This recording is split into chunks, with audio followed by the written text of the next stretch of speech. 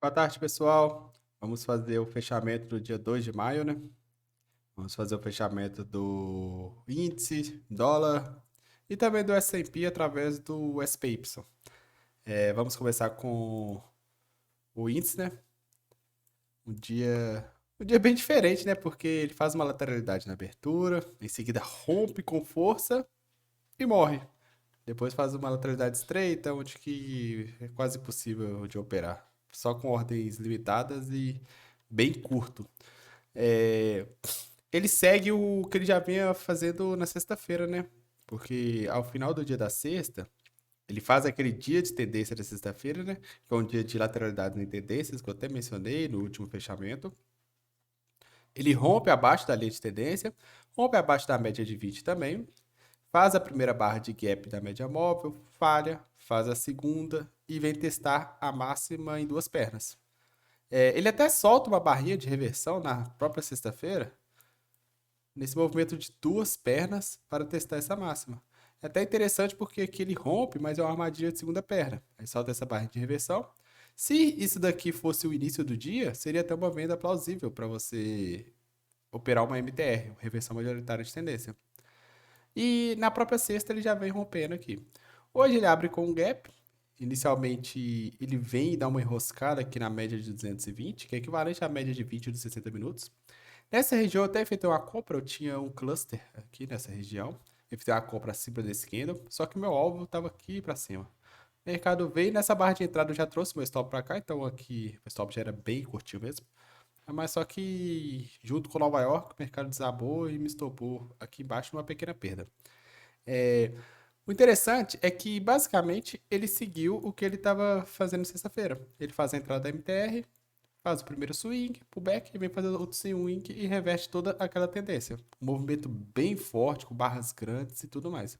Difícil até de operar. É, Eu nem reparei porque eu estava posicionado, só que essa região aqui, ó, deu uma venda bem interessante. Também utilizando os clusters, né, para nós traçar uma região de forte resistência.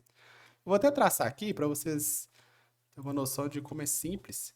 Basicamente uma retração nessa última perna, 61,8. Nós fazemos uma projeção dessas duas pernas, perna um, pullback, perna 2. Nós fazemos a projeção. Fazemos também uma extensão da correção desse movimento de duas pernas. Extensão, então já temos uma região boa. E por fim, medir a simetria de swings, né?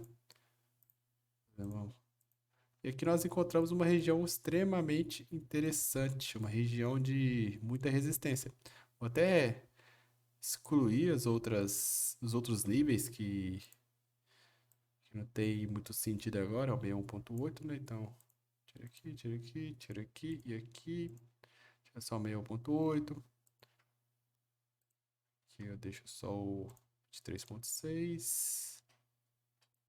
Esse aqui não atingiu nenhum. Enfim, essa região aqui, ó. Esse ponto aqui, ó, nós tinha 4 níveis de projeções, extensões e retrações. Então essa é uma região de muita resistência.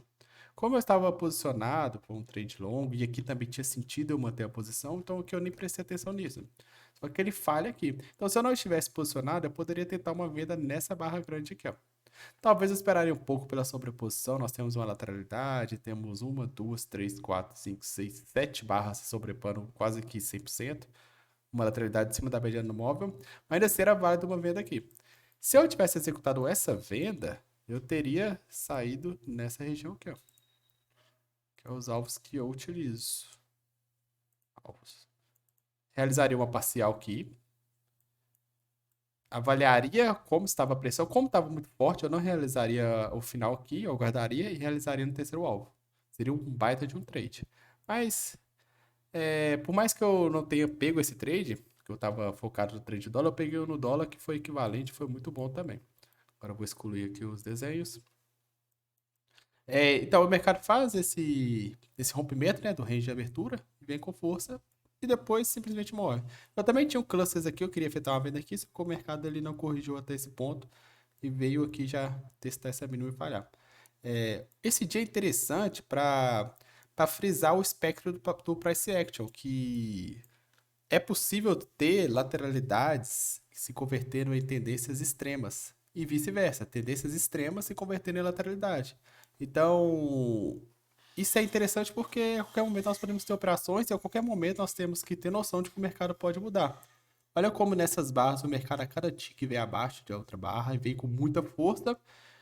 E em pouco tempo, em 1, 2 horinhas, o mercado simplesmente se tornou totalmente curto e lateral. Isso é interessante porque basicamente o mercado ele é baseado nisso, em tendências se convertendo em lateralidades e vice-versa. Porque cada correção também é uma lateralidade e cada lateralidade faz parte de uma tendência de um tempo gráfico maior.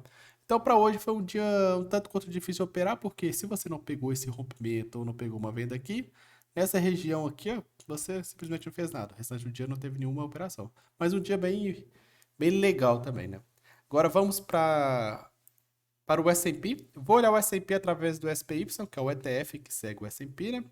Eu prefiro, pelos motivos que eu já citei anteriormente, que como ele abre junto com as ações, qualquer momento que eu estiver operando, eu estou junto com o mercado acionário, eu gosto mais desse ativo do que o próprio S&P futuro, na sessão de 24 horas, né? E o mercado, ele basicamente, ele só teve barras de baixa até metade do pregão. Então ele abre aqui enroscando na de 220. Nesse momento, eu tinha até um cluster aqui para tentar uma compra se houvesse um sinal. Eu não ia comprar com ordem limitada, só se houvesse sinal. E também tinha um outro aqui. Quando eu tava até comentando, tá no feed, que quando ele fez essa barra externa aqui, eu simplesmente falei, provavelmente ele vai testar esse cluster de baixo. E se houver um sinal, eu até buscar uma compra. Mas vendo essas três barras aqui, realmente não compraria de forma alguma. E aqui no SPY eu não fiz nada. E também não fiz nada porque eu estava acompanhando a minha operação no dólar, que já eu mostro para vocês. Um mercado também que basicamente faz uma tendência de baixa desde a abertura, faz um gap, uma tendência, um movimento forte, e em seguida ele faz uma correção que dura o restante do dia, uma correção que, apesar de ser bem fraquinha, ela é bem consistente. Uma correção com pequenas correções dentro dela, em cada perna, e faz aqui um movimento até de três pernas, uma wedge.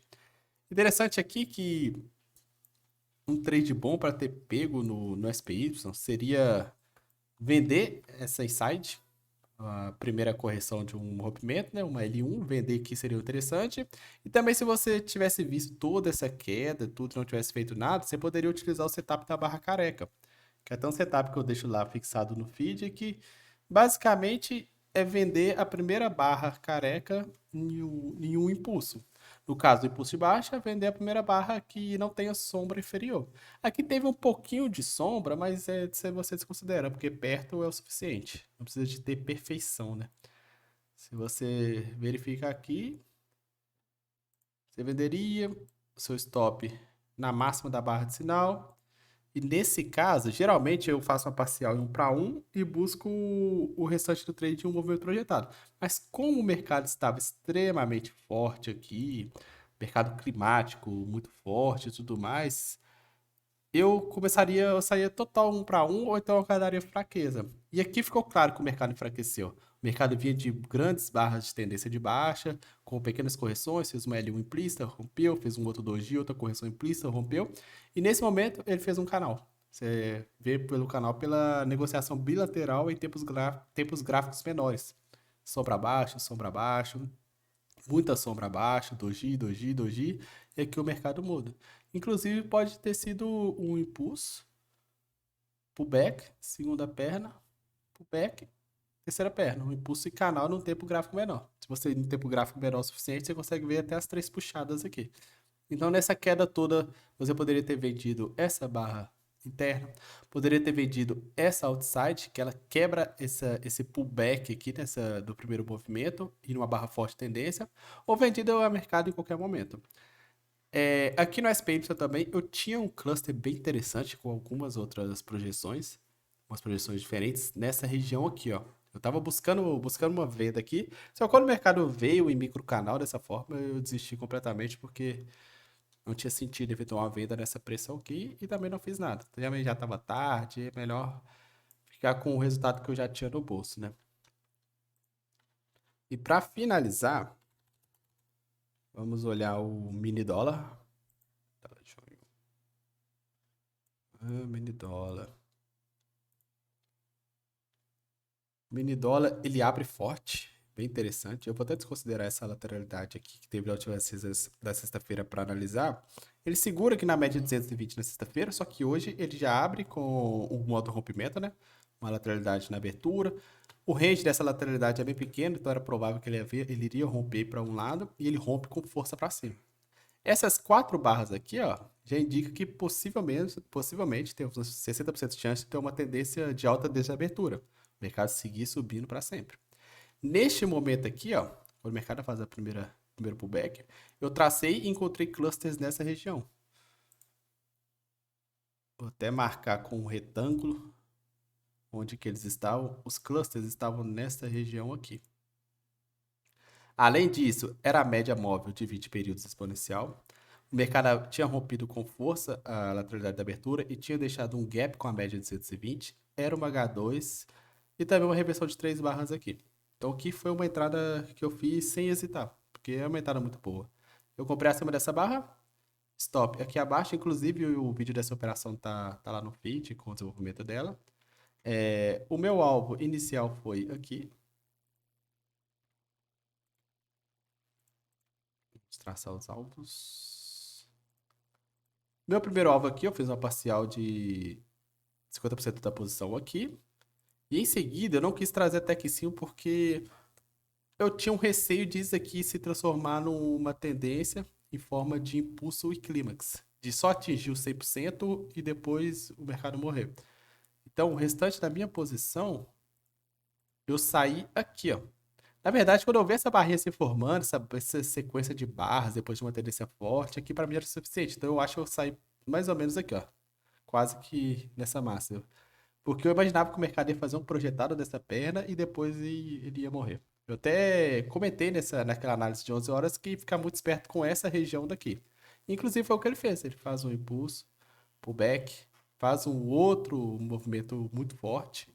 E é uma tendência em forma de impulso e clímax, como também é uma tendência em forma de impulso e canal. Impulso, pullback, segunda perna do canal, pullback, terceira perna. O mercado que ele foi enfraquecendo ao longo do dia, porque ele canalizou, e também ele lateralizou. Como ele estava muito forte, essa correção ela não foi forte o suficiente para tentar armar uma reversão majoritária de tendência para amanhã. Porém, ela foi forte ao longo do tempo. O mercado conseguiu fazer o quê? Foram 60 barras laterais. Então, aqui ele já perdeu todas as linhas de tendências. Então, até para amanhã, é até interessante ficar de olho nessa máxima do dia, ficar de olho em algum sinal forte num possível gap de abertura, porque pode ser que tenhamos uma venda aqui amanhã. Ou então o mercado abre para cima, vem rompendo, você pega o primeiro pullback para baixo. Porque geralmente reversões majoritárias de tendências com topo mais altos são seguidas por reversões majoritárias de tendências com topo mais baixo. Enfim, essa foi o fechamento de hoje, né? Dia 2/5. Espero que tenham gostado e amanhã temos mais. Até a próxima.